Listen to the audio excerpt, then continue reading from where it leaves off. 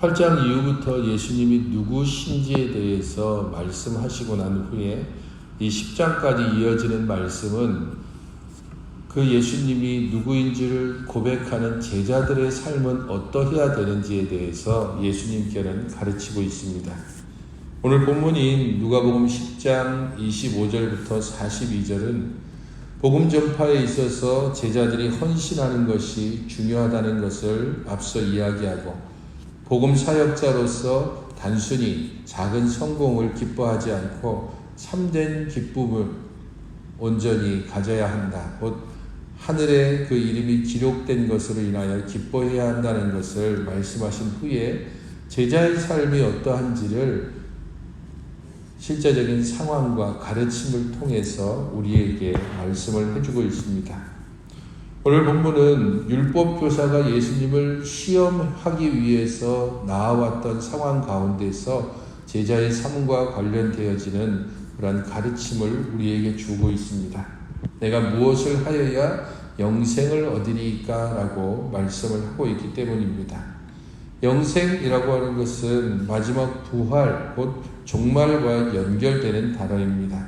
그렇기 때문에 내가 무엇을 하여야 라고 하는 이 질문에는 무엇이라고 하는 것보다는 영생에 좀 더 초점을 맞춰서 지금 율법교사가 질문을 하고 있는 것입니다.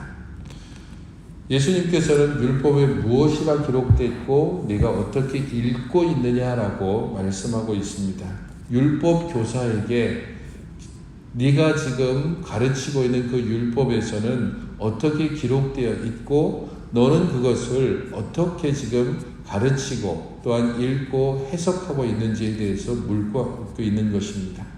어떻게 읽느냐라고 하는 말 자체가 너는 어떻게 이해하고 있느냐라고 하는 것과 연결되어집니다.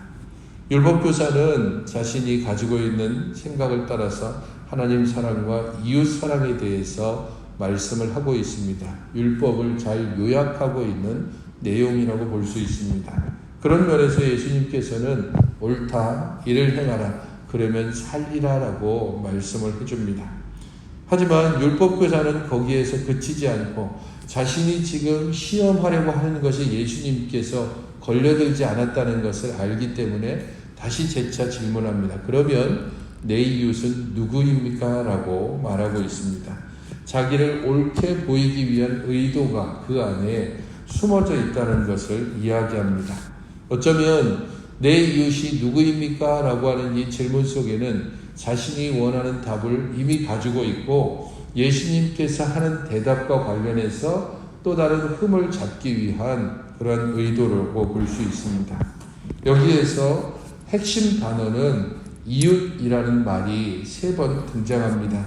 27절, 29절, 36절에 이웃이라고 하는 단어가 계속해서 등장하고 행하다라고 하는 단어가 동일하게 3번 등장하고 있습니다. 25절과 28절 그리고 37절에 동일하게 행하다라고 하는 단어가 서로 대조적으로 이웃 그리고 행하다라고 하는 단어가 중심 단어로 이야기되어지고 있는 것입니다. 영생에 대한 질문이 이웃에 대한 질문으로 그리고 그것은 행하다라고 하는 결론으로 연결되는 것을 알 수 있습니다. 영생에 대한 관심은 결국 우리가 한계로 살아가고 있는 이 일상 가운데서 어떻게 행하는가와 연결되어진다는 것을 알 수 있습니다. 그러면서 우리가 잘 알고 있는 사마리아인 비유를 예수님께서 말씀하고 있는 것입니다. 제사장도 레위인도 강도 만난 사람을 보았지만 지나쳐 갔습니다. 그들이 왜 피했는지에 대해서는 여러 가지 이유가 있을 수 있습니다. 시체에 손을 대서 부정하게 될 수 있다라고 하는 이유가 있을 수 있지만 이 이유는 핑계에 불과합니다. 왜냐하면 여기에서는 분명히 예루살렘에서 여리고로 내려갔다라고 이야기하고 있기 때문입니다. 제사장이나 레위인이나 자신의 제사장적인 그리고 레위인으로서의 직무를 수행하기 위해서 예루살렘으로 올라가는 것이 아니라 그 모든 일을 마치고 내려가는, 그래서 부정하게 된다 할지라도 자신의 직무는 이미 다했기 때문에 크게 문제될 것이 없습니다. 어찌 보면 그 강도 만난 사람이 죄인이기 때문에 그를 도와줄 필요가 없다라고 말할 수 있습니다. 하지만 그가 죄인인지 아닌지는 명확지 않습니다. 우리들도 실제적으로 그냥 지나가다가 갑작스럽게 강도를 만나거나 혹은 도적을 만날 수 있는 것처럼 죄가 있기 때문에 강도를 만나는 것이 아니라 그가 강도를 만났다는 사실 자체가 중요합니다. 그런 면에서 이것도 핑계일 수 있습니다. 어쩌면 가장 합당한 이유를 든다면은 괜히 그 사람 도와주다가 나도 강도 만날 수 있다라고 하는 자기 보존책일 수 있습니다. 어쩌면 이기적이고 무책임한 태도일 수 있는 것입니다. 예수님은 분명히 이 비유의 끝에 이야기합니다. 이 세 사람 중에 누가 강도 만난 자의 이웃이 되겠느냐라는 겁니다. 나를 기준으로 해서 이웃이 만들어지는 것이 아니라 이웃의 상황과 형편이 바로 우리를 이웃이 되게 하는 것과 연결된다는 겁니다. 지역을 핑계로 혹은 인종을 핑계로 혹은 상황을 핑계로 해서 이웃을 제한하고 이 사람과 나는 거리가 멀기 때문에 저 사람과 나는 인종이 다르기 때문에 이 사람과 나는 생각이 다르기 때문에 저 사람과 나는 어떤 문화적인 차이가 있기 때문에 스스로 벽을 쌓고 그 벽 안에서 한정된 사람들만 함께 연결되는 것, 바로 그것은 이웃을 제한하는 것이고 그것은 율법에서 말씀하고 있는 바 하나님을 사랑하고 내 이웃을 사랑하라고 하는 그 율법의 말씀을 범하는 것이 됩니다. 이웃이 되는 기준은 분명하고 확실합니다. 누가 강도 만난 자의 이웃이 되겠느냐?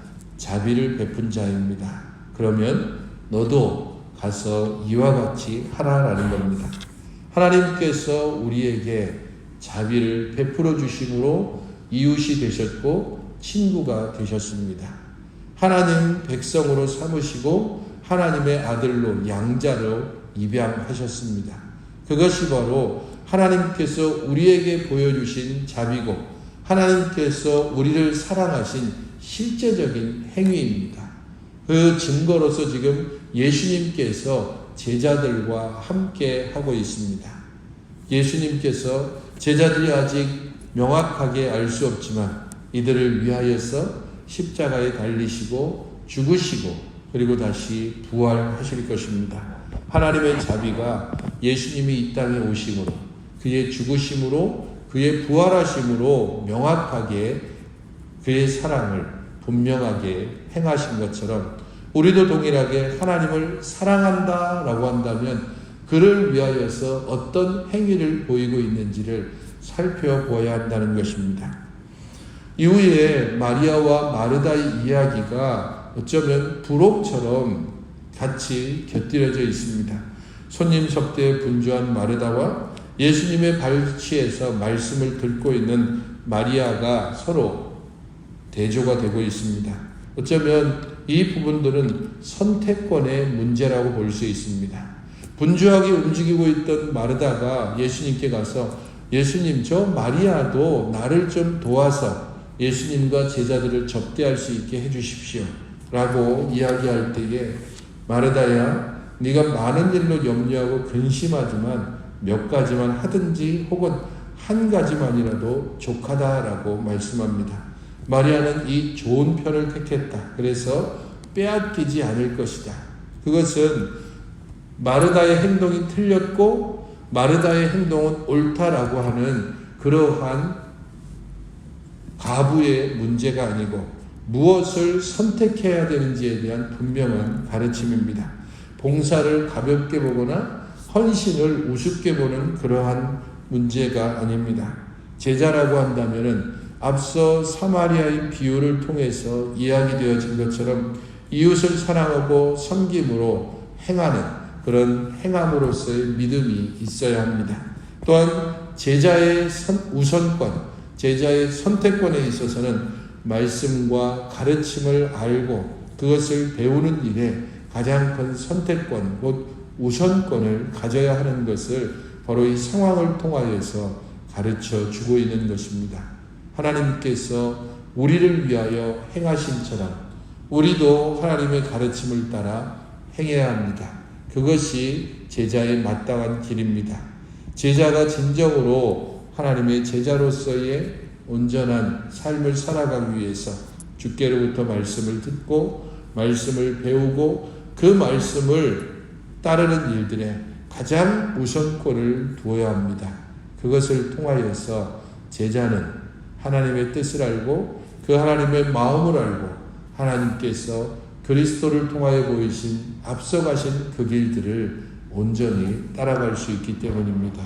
오늘 본문을 생각하면서 함께 기도하실 때에 모든 이웃을 조건 없이 사랑하고 섬김으로 하나님을 사랑하는 나의 이 믿음을 온전히 보이게 해달라고 기도하시고 주의 말씀과 가르침을 듣고 배우는 일에 우선권을 두고 그 일에 헌신하게 해달라고 또한 기도하시기 바랍니다.